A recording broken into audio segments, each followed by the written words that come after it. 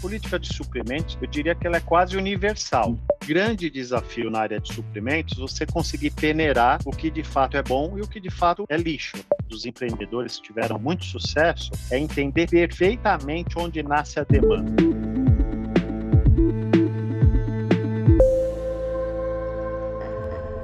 Bem-vindo, bem-vinda ao Na Mesa com Gigantes, podcast que te coloca de frente com os maiores heads de compras do Brasil, para que você consiga entender como abordar, se relacionar, vender e trabalhar nas áreas de compras desses gigantes.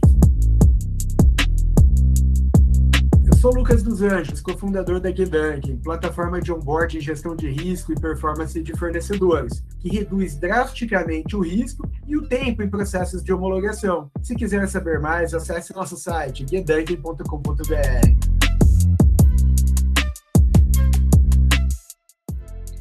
Bem-vindo, pessoal!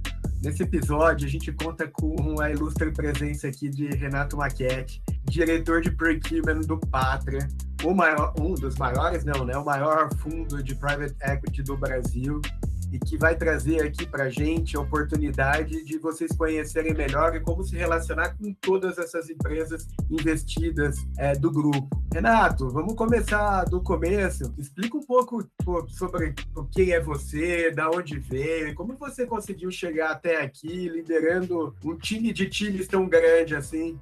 Lucas, bom dia, muito obrigado pelo convite. Para mim é um prazer estar aqui com você, conversar com todo o time de compras, enfim, da área de negócios das empresas, né? Isso para mim é um prazer enorme. Eu fico muito lisonjeado aqui pela participação. Bom, falar um pouquinho do Renato Marchetti. O Renato Marchetti, como você já comentou, responsável aqui pela área de procurement do Patria, né? O Patria, ele é um fundo de investimento de origem nacional, é o maior da América Latina hoje, e a gente atua em alguns segmentos da nossa economia, né? Então a gente tem dentro do Patria um pilar voltado ao private equity. Para quem não tem muita familiaridade, o private equity é como se a gente comprasse uma empresa, preparasse essa empresa, rentabilizasse essa empresa e depois a gente ou abre mercado de ações, ou vende uma participação, ou inclui novas empresas, aí depende muito da estratégia de negócio.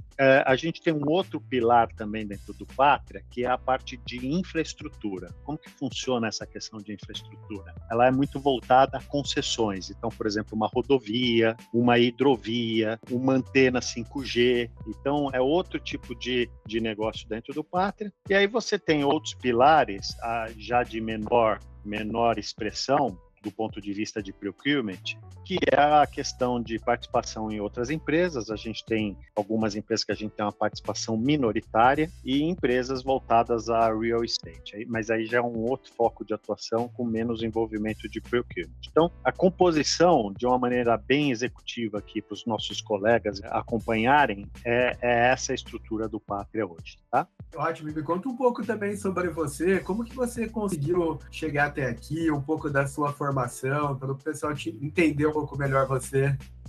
Você sabe que é uma história. Eu vou tentar fazer de uma história longa uma história curta aqui, Lucas. Legal. Eu sou formado em administração, né, com pós-graduação em logística de materiais e MBA em gestão empresarial e economia. Eu passei por vários segmentos do nosso mercado. Então, trabalhei em indústria automobilística, trabalhei em empresas de bens de consumo, trabalhei em empresas do mercado financeiro, varejo de moda, enfim, eu passei por algumas categorias aí do nosso mercado, né? Algumas empresas aí bastante importantes.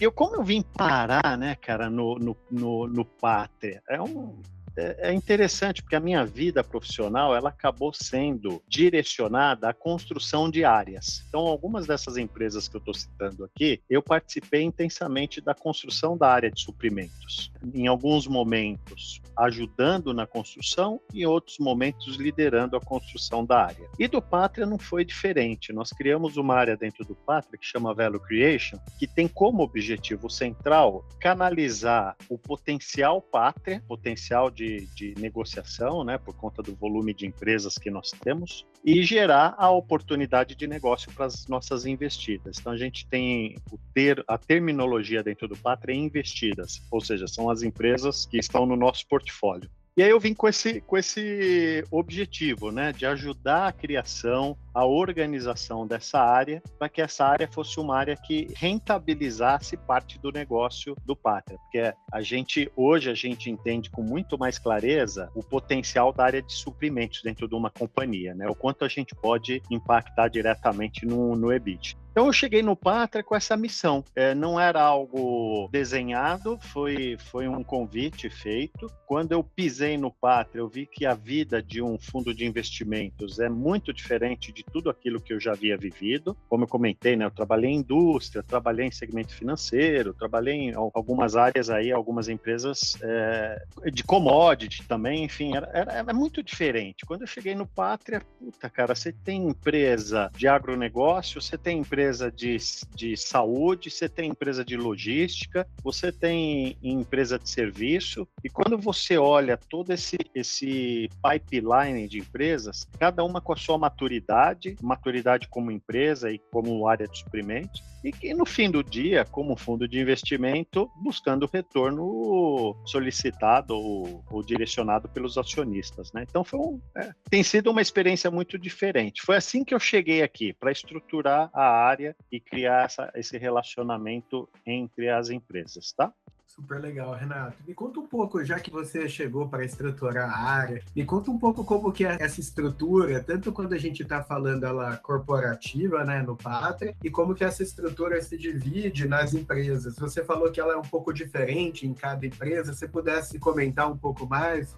Dentro do Pátria, como característica de negócio, Lucas, a nossa estrutura é bem enxuta. Mas isso é uma característica não só em procurement, como em outras áreas também, né? Então, como eu fico na holding, né, no Pátria mesmo, então a nossa estrutura é bem enxuta. Como que ela se divide? Como eu comentei, o Pátria, no pilar de Private Equity, ele vai lá e adquire uma companhia, e normalmente a companhia tem milhares de oportunidades, milhares. Ele nunca vai para uma companhia onde a companhia já é estável, lucrativa, consolidada no mercado, porque aí a oportunidade é bem menor. Então ele vai para empresas que têm potenciais. Hoje, dentro da nossa estrutura, no Private Equity, nós temos aproximadamente 25 empresas. E na parte de infraestrutura, 15 empresas. Então nós estamos falando de um rol aqui de aproximadamente 40 empresas. Eu falo sempre aproximadamente, porque é muito volátil. Se você me perguntar daqui uma semana, eu posso falar que a gente está com 43 ou com 37. Então é muito volátil, né? Quando a gente olha as estruturas das áreas, elas têm uma maturidade muito distinta.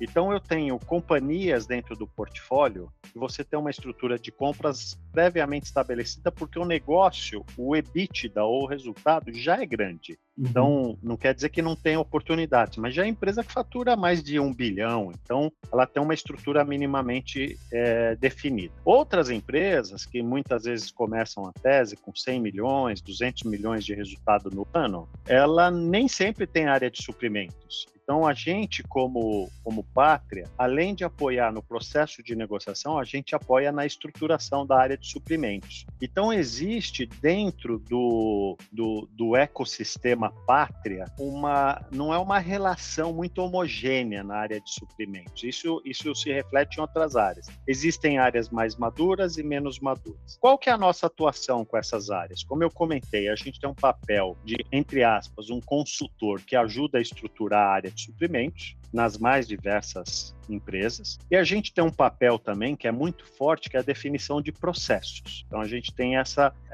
responsabilidade para definir minimamente os processos das empresas, obviamente observando o cenário econômico e em que momento essa empresa está. Por exemplo, se você falar de uma empresa de agronegócio, é um tipo de cuidado que a gente tem que ter. Quando a gente fala de uma empresa voltada à saúde, são outras regras, outras normas, outros critérios para você estabelecer algumas políticas. Porém, a política de suprimentos, eu diria que ela é quase universal. O que muda é o número, né? Se você vai dar mais ou menos autonomia lá na ponta. Mas ela, basicamente, ela é meio que universal. Então, a gente implementa esse tipo de processo e apoia na implementação. E um terceiro pilar da nossa atuação, eu falei de dois, mas tem um terceiro que é o principal, que é a gestão de algumas categorias cross. Então, é muito comum a gente aglutinar isso. Por exemplo, vou trazer um exemplo aqui muito claro. Plano de saúde. Se eu somar todas as nossas investidas, nós estamos falando de plano de saúde na ordem de 160 milhões no ano. Então, a gente tem um potencial e uma força muito grande para negociar esse plano de saúde. Então, a gente centraliza isso dentro do Pátria. Limpeza, transporte de valores, enfim, uma série de categorias que são cross, e esse é o nosso objetivo como área. Nós fazemos isso tanto para o Pátria e os fundos, isso internamente, como para as nossas investidas. Então, a gente tem esse papel sempre olhando e tendo apoio, seja de consultorias que nos apoiam, seja da área de suprimentos lá na ponta, dependendo da maturidade da área. Então, existe um mix aí de atuação. Então, se tem uma categoria que ela é cross, os fornecedores acabam também falando com vocês, né, direto do Pátria, nessas categorias que vocês fazem processos de sourcing já aglutinados, né, super legal. E para aquelas compras que não tem compras cross, daí cada uma das empresas, ela faz o seu processo de compras por ela mesma, né? Isso, exatamente isso. Esse é o ponto, Lucas, é exatamente isso. A gente busca esse caminho até para gerar valor, né? A área que eu estou dentro do Pátria, ela chama Value Creation, então ela tem como objetivo gerar esse valor para as companhias. E tem uma questão que a gente trabalha muito fortemente no Pátria, que é o conceito prateleira. O que é esse conceito prateleira? Que eu acho que é importante compartilhar com os nossos colegas aqui. A gente vai ao mercado, então vamos imaginar, eu preciso de uma empresa que faça homologação de fornecedor, eu preciso de uma empresa que faça cadastro de materiais. Então, eu vou ao mercado, faço a pesquisa e disponibilizo nessa prateleira um preço previamente negociado. E a investida, no momento da maturidade dela, da necessidade dela, ela vai lá e busca esse fornecedor e utiliza. É um modelo que a gente tem para várias áreas. Eu falei aqui homologação de fornecedor, falei de cadastro, mas tem, por exemplo, de desenvolvimento de sistema. Então, a gente tem alguns sistemas que a gente já contratou e que foi muito bem sucedido em algum projeto da investida, a gente replica isso dentro do modelo ou dentro do ecossistema. E a gente deixa numa prateleira. Não vamos confundir prateleira com geladeira, né? Você não deixa o cara lá.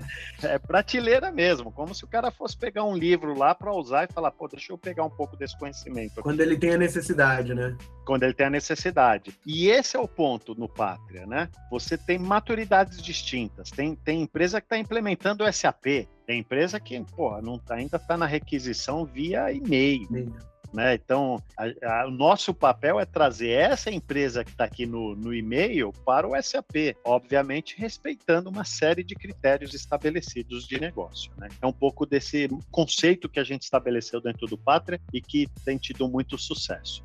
Também aqui no nosso podcast, boa parte da audiência são aqueles empreendedores, né, que querem fazer negócio com as grandes empresas. Explica um pouco como que você vê, Renata, essa diferença no processo de compras que você tem quando está falando dessas compras que são comuns, dessas compras que são transacionais e de insumos. O que esse empreendedor pode esperar assim, dos times de compras, dependendo das categorias que eles fornecem?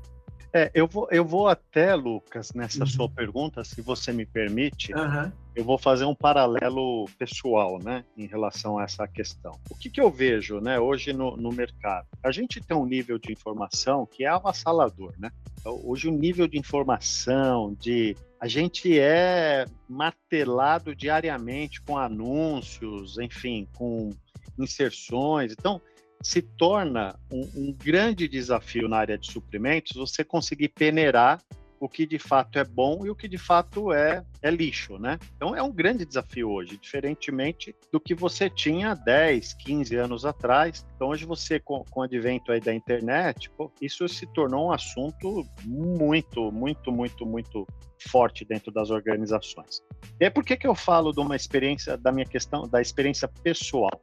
Eu acho que existem vários canais de comunicação, né? Você pode, como empreendedor, você tem como responsabilidade participar de feiras, né? Para você ampliar o seu networking e, sem dúvida nenhuma, a gente sabe que antes de colher o resultado, a gente precisa fazer um investimento, e não só da ordem financeira, mas da ordem de relacionamento mesmo, ampliar os contatos, enfim, se fazer presente. Eu acho que isso é fundamental, faz parte do negócio.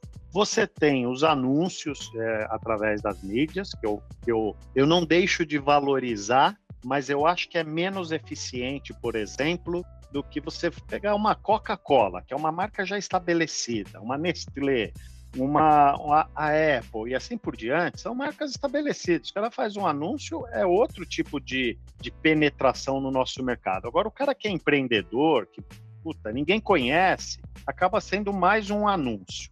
Eu sou muito e acredito muito no network, na relação que é construída através das indicações. E eu digo aqui com muita clareza, quando eu vou comprar, por exemplo, uma licença, eu tenho já os grandes fornecedores estabelecidos, seja uma licença da Oracle, seja uma licença da Microsoft e assim por diante. Quando eu vou numa prestação de serviço regional, eu preciso de indicação. E a indicação é o one-on-one, né? Aquela conversa. Você prestou um bom serviço numa empresa A, que vai indicar para a empresa B, e a gente, como tem um ecossistema aqui, nós estamos falando de 40 empresas, isso se torna cada vez mais importante. Eu acho que tem uma questão que é quebrar a pedra desse empreendedor, né, que é fazer o relacionamento, criar o relacionamento e plantar uma semente. A hora que ele plantar a semente, essa semente germinar e trazer bons frutos, naturalmente ela vai se estender, porque a gente se comunica muito, né? A gente se fala muito. Então, quando eu vou contratar, por exemplo, um serviço de limpeza, apesar de ter grandes empresas que atendem, você, como o nosso país é um continente, você muitas vezes precisa de um serviço regional. Eu nunca contrato sem ter uma conversa com alguém que já tenha tido o serviço dessa pessoa. Então, acho que tem a importância de entrar, claro, tem todas as estratégias, técnicas, relacionamentos, mas tem uma importância de prestar um bom serviço, porque entrar com o pé errado, você causa um dano para a sua companhia, que muitas vezes, por ser uma empresa que está empreendendo, ela pode ser irreversível, porque as pessoas se falam muito. Hoje eu acredito muito mais numa boa prestação e numa boa comunicação entre as empresas, de indicações, do que necessariamente uma inserção, por exemplo, numa mídia de comunicação. Eu acho que tem a sua importância, não estou querendo dizer que não tem a sua importância. Mas para uma empresa que está nascendo, o relacionamento ele é fundamental. Então, Renato, pelo que entendi aqui, o relacionamento é fundamental, dependendo da categoria, quando ele é mais regional, ele precisa ter um contato melhor, as referências que fazem essa empresa realmente crescer e prestar um bom serviço, até porque eu acho que esse mercado nosso de Procurement, ele é pequeno, né? Todo mundo acaba se conhecendo, todo mundo está nos mesmos grupos de WhatsApp, estão nas mesmas rodas, então acaba que a prestação do serviço é o principal cartão de visita, né, para o próximo comprador. Isso sem a menor dúvida, Lucas. Como a empresa se posicionou, como ela atendeu no pós-venda, como ela gestionou o serviço ou o produto que ela entregou. Você foi muito assertivo. O nosso mercado é muito pequeno. Hoje você nem faz a ligação, né? Você manda um WhatsApp para um colega e fala como foi a empresa tal aí na sua empresa. Ali, em 3 linhas, o cara define se você deve seguir ou não com a empresa. Então, acho que esse cuidado é muito importante. É muito importante. Então, hoje, os times de compra buscam fornecedores de formas bem diferentes, né? Eles buscam desde algo que impactou ele lá no LinkedIn, num grupo de WhatsApp, como também, às vezes, no Google, quando ele precisa para algumas coisas mais transacionais, né? E se a pessoa quer ser vista, ela tem que, igual você falou, manter esse relacionamento, se fazer presente e estar sempre ali presente para conseguir entrar nas empresas. Então, se eu sou uma empresa que acredita que tem um bom serviço, um bom produto, que vai mudar algum dos negócios de vocês, qual que você acha que é uma dica que você daria para essa empresa, assim, dela começar a fazer uma primeira abordagem? E esse processo dela é diferente dela fazer essa primeira abordagem, se ela é um prestador de serviços, se ela é uma empresa de CAPEX, se ela é um fornecedor de insumos. Tem diferença nessa abordagem? Olha, eu vou trazer a experiência do Pátria e vou trazer a experiência que eu tive em outras empresas, tá, Lucas? Só Perfeito. vou dar um passinho atrás. Você falou das mídias, que eu acho que é fundamental, só para deixar muito bem claro aqui para todos. Google, LinkedIn, Instagram, são mídias que ajudam o empreendedor a mostrar a marca dele. Eu acho que deve ser usado sempre da melhor maneira possível, para que ela não traga uma carga emocional para quem está vendo, fala, puta, de novo, né? Então, eu acho que dosar e ter um equilíbrio é fundamental. Trabalhar nas feiras, eu acho que as feiras é um lugar muito importante, porque ali você pega os profissionais de suprimentos com demandas distintas e que sabe o que está buscando. Não necessariamente sabe o escopo do que está buscando, mas sabe da solução que ele precisa, né? Puta, preciso resolver meu problema com cadastro de materiais. Às vezes ele não sabe como fazer isso, mas ele vai achar uma empresa ali, naquele ambiente, que possa proporcionar. Então, participar desses momentos, eu acho que é super importante. E aí, indo diretamente ao seu ponto, né, a sua pergunta, existem particularidades distintas. Então, eu vou pegar uma empresa que trabalha com CAPEX no Pátria. Como eu comentei, a gente tem uma parte de infraestrutura que é muito pesada, né? Muito pesada. Então, essa empresa ela tem que investir muito fortemente junto à área de engenharia. É lá que começa o projeto. Verdade. Né? É lá que começa o desenvolvimento. Eu me lembro quando eu trabalhei, aí eu vou trazer um outro exemplo, eu trabalhei na Volkswagen, na parte de veículos pesados. Lê do engano achar que nasce na área de compras a demanda. Não nasce na área de compras. A demanda de um veículo nasce na engenharia, no projeto. Então é uma outra forma de atuação, cara. Não é feira com comprador. Não é esse caminho. O caminho é engenharia, é um outro negócio, né? Então, puta, que farol que eu vou pôr no Gol? Não é o comprador vai chegar lá, ele vai negociar essa demanda, mas nasce na engenharia. Isso vale, como eu comentei, em infraestrutura. Então, o Pátria vai comprar lá, por exemplo, o asfalto para a rodovia X, vai investir 400 milhões de reais. Cara, não é trocando cartão de visita num evento pontual que você vai vender isso. Esse trabalho, ele passa por um outro ecossistema. Desde a empresa que vai ser contratada pelo Pátria, você tem que fazer network com essa empresa, até o próprio Pátria. Então, são características muito distintas. Então, é importante, quando o empreendedor tiver o negócio dele na mão, entender qual que é o público-alvo dele e onde nasce a origem da demanda, que nem sempre é compras, tá? Quando você fala de serviços, você normalmente tem dentro das empresas uma área que chama-se facilities, normalmente, que ela demanda esse serviço, seja serviço de limpeza, de segurança e assim por diante. Então, aqui você tem que trabalhar tanto nos fóruns de facilities como nos fóruns de compras, porque são intimamente relacionados.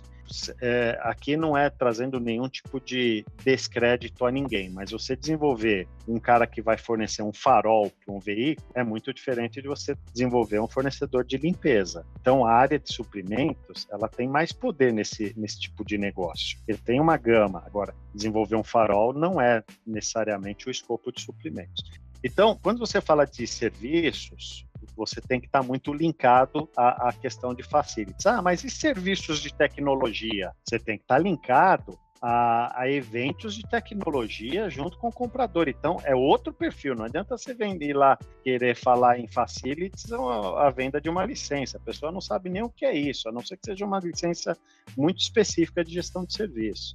Então, acho que o empreendedor, se eu pudesse dar um palpite, eu não sou empreendedor, né? Sempre trabalhei em empresas muito grandes, mas a minha leitura dos empreendedores que tiveram muito sucesso é entender perfeitamente onde nasce a demanda. Porque muitas vezes o cara acha que compras vai resolver a vida dele. Às vezes o comprador não sabe nem direcionar a demanda específica, porque a gente trabalha ainda, infelizmente, muitas áreas trabalham sob demanda, não trabalham de forma proativa. Isso é uma realidade no nosso mercado, aqui não é fazendo nenhum juízo de valor, é uma realidade. A área de suprimentos ainda trabalha sob demanda, são poucas que trabalham de forma propositiva. Então, saber onde nasce a demanda, quem de fato ele vai impactar, faz com que ele crie um business plan muito mais aderente ao cliente. Mandar e-mail, por exemplo, para o comprador porque ele tem um celular no LinkedIn querendo oferecer um serviço X, a minha percepção é que o percentual de acerto é irrisório. Agora, você tem um contato com a pessoa que realmente necessita da demanda dentro da empresa, junto com a área de suprimento, aí você potencializa a sua entrada. Eu não sei se eu consegui te responder, Lucas, porque a pergunta é bem ampla, né? É bem ampla. Mas foi sensacional, Renato. Acho que vai ajudar muito quem precisa fazer negócio com uma grande empresa, né? E às vezes acha que o comprador, que o time de compras é a solução, né? Que ele é a pessoa que você tem que conversar para tudo. E, na verdade, ele é o meio ali daquele processo só. Tem algumas coisas que ele é a pessoa, mas tem várias outras coisas, né? Tipo, vários outros insumos, itens, que ele não é a pessoa, né? Não é. E eu vou trazer um pouco, bem rapidamente aqui para a gente também não se estender. Existe uma questão comportamental, uma psicologia comportamental, que muitas vezes o comprador ele acha que ele tem o poder. Não é uma crítica, hein, pessoal? É o que eu vejo. Mas ele não tem o poder para inserir uma nova empresa em determinados segmentos, tá? Obviamente, eu estou falando de uma maneira conceitual. Existem exceções a todas as nossas regras. O cara que tem maior influência é o que demanda, é o que precisa do serviço, porque ele vai movimentar o orçamento dele, vai movimentar as aprovações, e isso vai fazer com que a área de suprimento seja envolvida. Aí, obviamente, dentro dos processos, a área de suprimentos também vai contribuir. Então, isso é fundamental, porque às vezes é o que você falou, né, cara? Não adianta ficar mandando e-mail para o cara de compras, o cara de compras está fudido lá com outras questões, ele não vai dar atenção. Agora, quando você fala de uma área propositiva, aí muda um pouco a história, mas eu estou falando de uma maneira mais conceitual aqui, tá, Lucas? Ótimo, Renato, acho que é isso mesmo. Me conta um pouco, tipo, depois que eu sou uma empresa, eu já consegui entrar, já consegui vender para uma grande empresa. Como que eu dentro de uma grande empresa, você dentro de uma grande empresa, você consegue avaliar se ele está atendendo ou não está atendendo bem as expectativas, né? Como que funciona esse processo de avaliação se a empresa está sendo uma boa fornecedora ou não está sendo um bom fornecedor? Dentro de alguns conceitos, né? Existem empresas que criam um balance scorecard. Quem gestiona é a área demandante. É um conceito. Está certo ou não é o que a gente enxerga muitas vezes. Em algumas demandas, a própria área de compras faz esse controle. E numa terceira situação é híbrido, meio compras, meio área gestora. Então isso acontece muito, por exemplo, quando você vai falar ou criar uma matriz de avaliação junto com a área de qualidade. Então, a área de qualidade avalia uma parte desse produto, né? Se o produto está com qualidade, se tem algum defeito, tem as métricas, e a área de suprimentos tem as métricas em termos de entrega, o preço, atendimento pós-venda, reposição, enfim. Então, aí é criado um acompanhamento conjunto. O que é importante, e a minha dica aqui para os empreendedores, é que se a empresa não tem isso, que ele ajude a criar, porque ele se torna propositivo, ele ajuda. E como eu comentei com você, algumas empresas, eu diria a esmagadora maioria, tem o desejo, mas eles não sabem como. Então, se você é um empreendedor, fornecer um serviço ou um produto, sugira para a empresa, seja através de reuniões mensais, semanais, quinzenais, seja através de questionário, seja através de uma matriz que você cria e aprova com o seu cliente, mas crie você mesmo um acompanhamento dos seus entregáveis. Isso vai fortalecer a área a buscar sempre você, porque ela vai ver em você um parceiro, não um cara que só vende o produto e quer ganhar a sua margem. Eu acho que esse é um grande desafio, sabe, Lucas? A gente vive e eu estou falando com o meu olhar de responsável de área, tá? Eu não gosto de fornecedor que vem aqui preocupado só com a margem dele. Eu não gosto disso, porque a sensação que você tem é que o cara só quer ganhar. E existe sim um período de investimento, existe um período de empate, existe o período do ganho. Cada momento você vai calibrando de acordo com a maturidade do relacionamento com a empresa. Mas eu adoro fornecedor que venha e me proponha soluções que são boas para o negócio. E solução que é boa, não é solução, porque o cara de suprimentos, o cara mais maduro, o cara que conhece bem de mercado, ele consegue distinguir a empresa que está propondo soluções alternativas para aumentar a margem dela, e que eu acho que é fair, tá? Eu não estou fazendo nenhuma crítica. Mas você consegue distinguir o cara que está propondo soluções para te ajudar a crescer com ele. Então, os dois crescem. Eu gosto muito desse modelo aqui, que o cara venha, traga a solução, os dois crescem, porque a área de suprimentos também precisa ser subsidiada pelo mercado. Ela precisa mostrar internamente o valor desse fornecedor. Se esse fornecedor não ajudar nessa criação, os dois perdem com isso. Então, eu acho que criar esse modelo, e aqui eu não estou dando a fórmula mágica, que eu poderia chegar aqui e falar, olha, na empresa A eu tenho essa métrica, na empresa B eu tenho essa. Não, acho que essa capacidade, essa resiliência de entender o mercado que o seu cliente está e a maturidade que ele está, e você ir propondo crescimento com ele, eu acho que é o grande negócio. Não adianta, por exemplo, e eu me deparo muito aqui no dia a dia, você querer vender um SAP para uma empresa, cara, que não tem nem requisição de compras ainda. Não vai rolar, não vai rolar. Não adianta você ficar batendo, que não vai rolar. Vai gerar um estresse e daqui a pouco você vai ser uma empresa odiada, porque gerou um estresse dentro do sistema muito ruim. Agora, se você chega na empresa e fala, pô, deixa eu te ajudar a criar a requisição, o próximo passo é esse, nós vamos medir assim, ajudar o cara a vender o projeto, eu acho que você tem muito mais força dentro da companhia. E é assim que eu vejo as relações com os nossos fornecedores, tá, Lucas? Muito Não bom. sei se eu te respondi, Lucas. Não, se era exatamente isso que você queria. Acho que respondeu super bem, assim, como que uma grande empresa avalia, e não só isso, você não só respondeu, mas também deu várias dicas para que os empreendedores consigam também melhorar a forma como eles estão sendo avaliados, né, nas grandes empresas.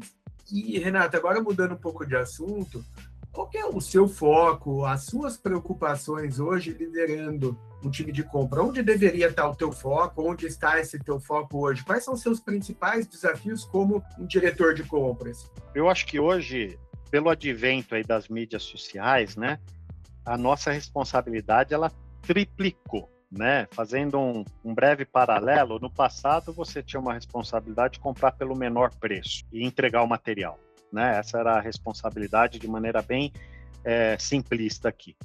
Hoje, um profissional de compras, ele tem que continuar comprando pelo melhor preço, com uma melhor qualidade para gerar ganho de produtividade dentro da companhia, mas ele tem outros aspectos que são tão importantes quanto. Vou citar alguns deles. Cara, de quem você está comprando? Quem é esse fornecedor? Qual é a origem dele? Quem são os sócios dele? Com quem você está se relacionando? Tem um risco de imagem muito grande.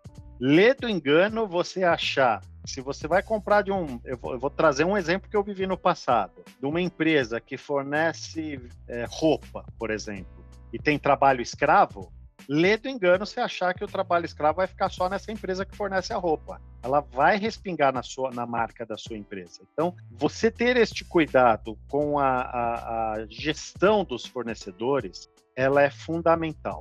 É uma preocupação que a gente tem e a gente toma muito cuidado, porque você construir uma reputação leva anos, mas derrubar uma reputação, hoje em dia eu não falo que leva dias, leva minutos, né? Podem ser divulgados aí numa rede social. Então, ter essa homologação bem feita.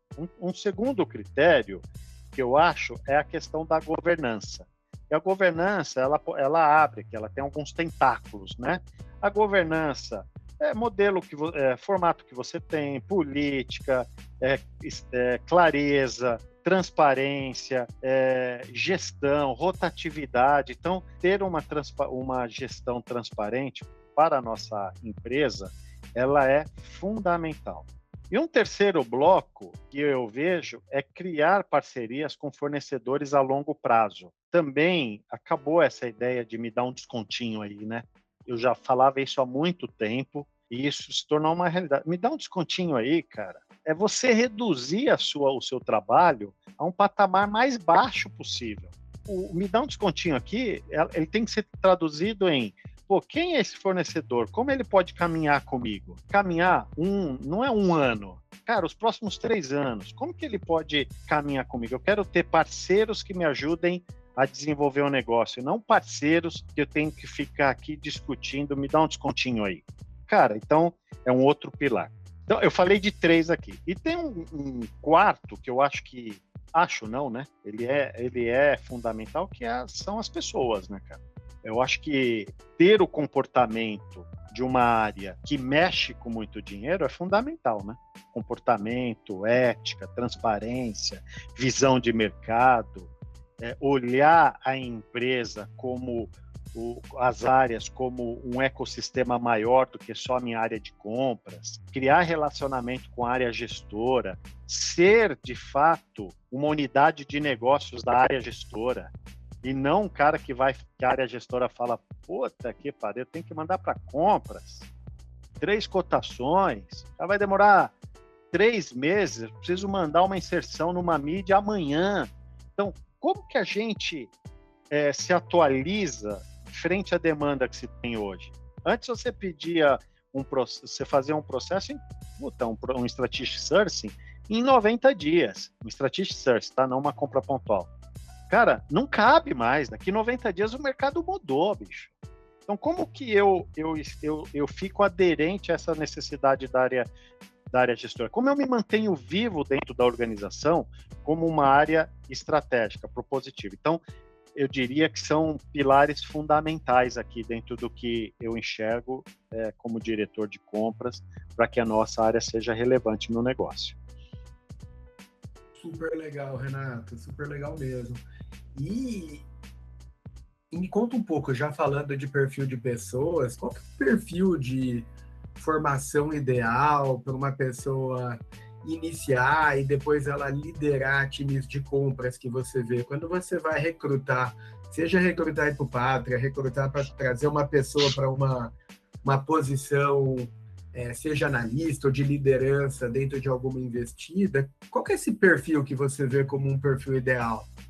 Eu vou me imaginar aqui eu chegando na área de compras como um comprador, tá? Como um assistente, voltando lá atrás. Hoje, quando eu entrei, eu tinha a preocupação, isso tem alguns bons anos, né? Eu não vou falar, senão eu vou denunciar a minha idade. Eu entrei com o objetivo de atender a fábrica. A peça tinha que chegar na fábrica, eu tinha que ter o melhor preço. Essa era a minha visão lá atrás.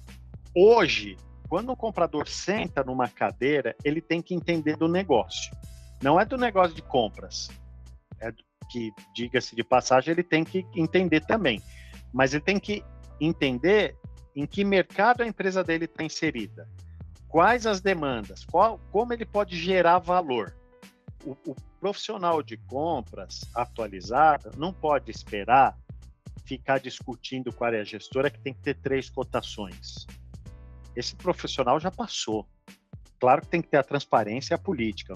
Não tô criando aqui o valor em relação à transparência política. Eu estou falando que ele tem que ser um profissional que sente numa mesa com a área de gestora e discuta de igual para igual, trazendo soluções para o negócio.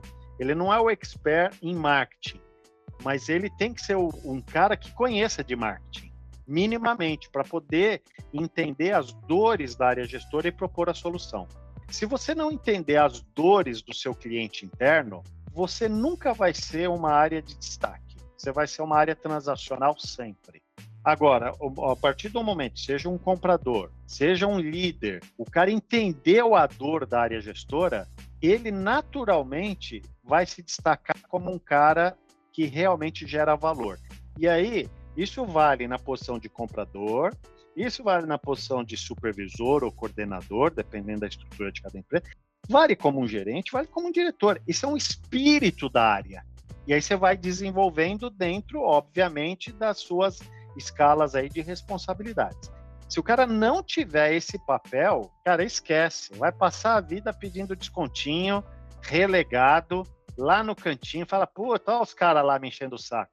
E nunca vai ser um cara que a área vai ligar e falar, cara, vem aqui participar da reunião com a gente, você vai nos ajudar muito. É muito diferente o papel dentro de uma área, dentro de uma companhia, desculpa.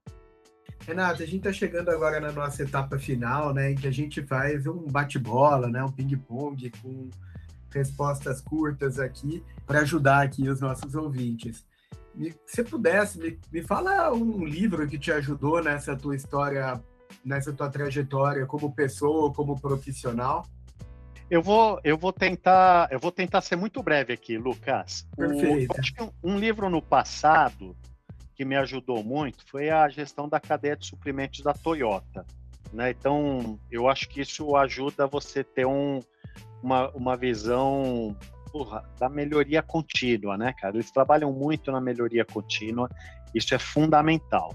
Agora, eu queria, se você me permitir, sugerir, especialmente para os profissionais de compras e para esses novos empreendedores, livros também voltados à psicologia.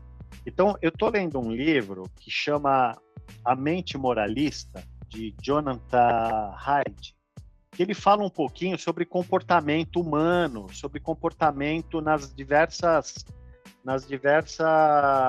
culturas. E isso é mega importante. Você fala, porra, mas o que tem a ver a Índia comigo? Não, cara.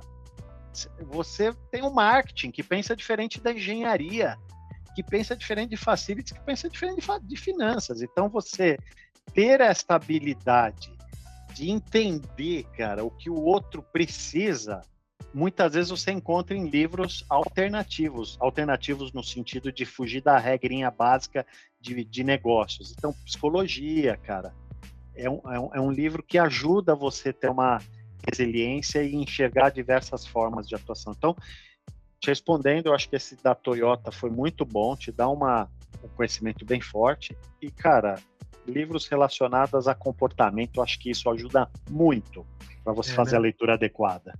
Porque, querendo ou não, né, todo mundo, às vezes, quando é admitido, acaba sendo pelas suas habilidades técnicas, quando você está mais como analista, mas o que define se você vai crescer ou não está muito mais no aspecto comportamental de relacionamento do quanto tecnicamente você domina um assunto, né, Renato? Perfeito. E quanto mais você sobe na carreira, mais isso é exigido. E qual seria o conselho que você daria para você mesmo lá no seu início de carreira, quando você estava começando? Eu diria o seguinte, cara, estude, né? Aprenda. Não tenha... É muito difícil falar para a moçada nova hoje, né? Mas não tenha pressa em querer ser promovido, tenha pressa em querer aprender. Cara, várias coisas, idioma, um novo conceito, tenha pressa em aprender, que aí naturalmente as coisas virão, é uma questão de tempo. E que dica que você daria para o empreendedor, né, que o sonho dele é fornecer para o pátria e depois que entrar em uma empresa, tá em todas as outras demais empresas? Cara, eu diria de forma bem simplista aquilo, se preocupe em atender o cliente. Mas que isso não seja uma frase de quadro que você coloca na recepção de uma empresa, mas seja uma atitude. Porque quando você percebe que você tem um fornecedor que realmente está com você, é como você montar um time, né, cara? Você leva esse time com você, você carrega esse time, você defende esse time. Então, acho que essa é uma mensagem que seria Você escolhe importante. a dedo, né, Renato? Quem você leva para a guerra, né?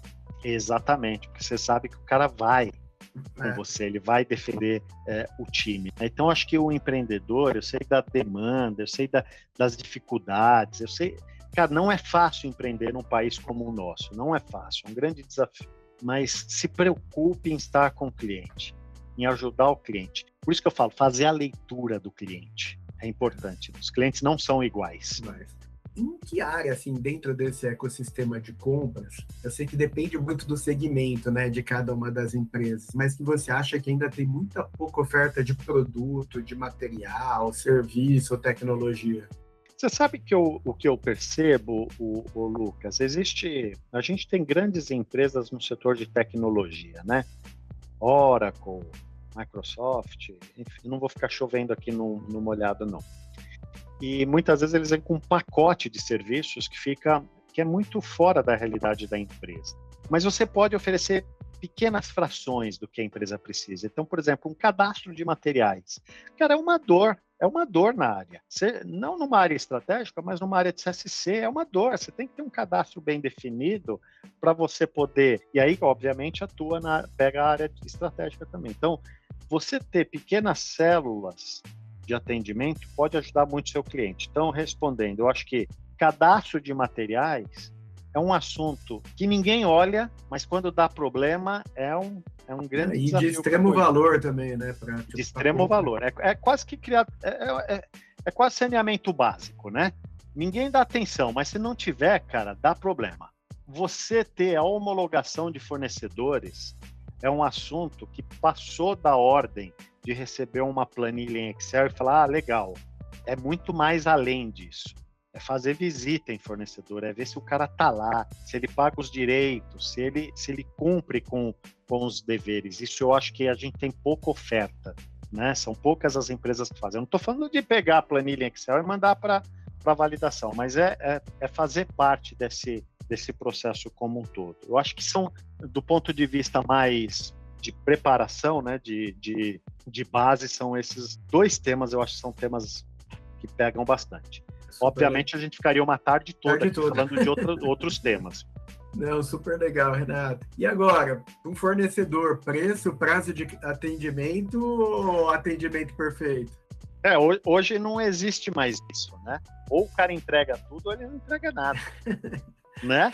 Não tem como ser excludente, né? Não, exatamente. Hoje, eu vou pegar aqui uma história bem rapidinha. Antes, você pegava o táxi no ponto, quando tinha um ponto perto da sua casa. Hoje, o táxi a gente pegar na porta da sua casa, onde você estiver. O cara vai lá pegar e ele abre a porta para você. Então, essa sua pergunta não tem mais essa, né, cara? Tem que ter preço, tem que ter qualidade, tem que ter pontualidade, tem que estar presente. É a demanda, né, cara? É a demanda de hoje. Ótimo, Renato. Eu queria muito te agradecer aqui a nossa conversa de hoje. Sensacional, achei que vai ajudar muito quem está aqui nos ouvindo. Eu queria, aqui em nome aqui da produção do podcast, te agradecer muito. Muito obrigado. Lucas, obrigado. Eu estou super à disposição. Agradeço imensamente a possibilidade. Prazer estar aqui com você. Você é uma pessoa fenomenal, fantástica. Conta comigo. Eu desejo muito sucesso a todos que empreendem, muita coragem, muita vontade. Não é fácil, mas acreditem. São os empreendedores que mudam esse país, né, cara? Que mudam o mundo. Então, eu acredito muito no empreendedorismo do nosso país, tá bom? Mas muito obrigado pela oportunidade. Sensacional, Renato.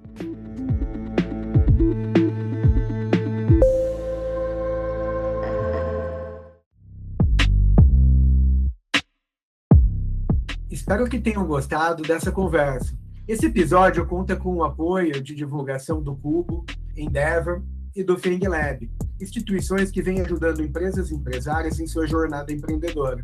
Esse episódio também conta com o patrocínio da Gedank. Acesse nosso site e nossa bio e siga nossas redes sociais.